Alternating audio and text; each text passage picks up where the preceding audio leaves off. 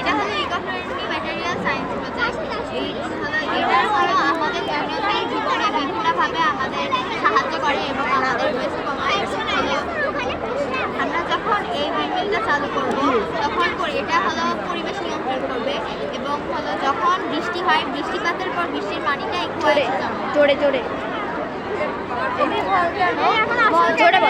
এটি ভলক্যানো পৃথিবীর অন্তর্গত লাভা, তারপরে লাভা, ম্যাগমা ও গ্যাস এর মধ্যে দিয়ে বের হয় এবং একটি ইরোশন দিয়ে আমরা এটি রিক্রিয়েট করার চেষ্টা করেছি। এছাড়াও এটি ইরোশন যখন এটি বিস্ফোরিত হয় তখন মাটির উর্বরতা বাড়ে এবং এতে অনেক ফসল উৎপাদন হয়। এটা হচ্ছে ওয়াটার সাইকেল। যখন সূর্যের আলো বা তাপ পানিতে জোরে বল। যখন সূর্যের আলো বা তাপ পানিতে পড়ে তখন এই পানি অনেক গরম হয়ে যায়, যার ফলে এখান থেকে ধোঁয়া বের হয়। এই ধোঁয়া আস্তে আস্তে বাষ্পীভবন হয়ে আকাশে উড়ে যেতে থাকে এবং আকাশের আবহাওয়া একে ঠান্ডা করে মেঘে পরিণত হয়, যার ফলে বৃষ্টিপাত হয়।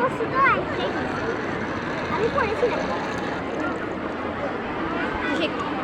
এটা হচ্ছে ফ্যাক্টরি নোংরা পানি দিয়ে ফিল্টার করে পরিষ্কার পানি আসবে, তারপরে এখানে পাইপলাইনের সাহায্যে খাওয়া যাবে। চালু কর চালু।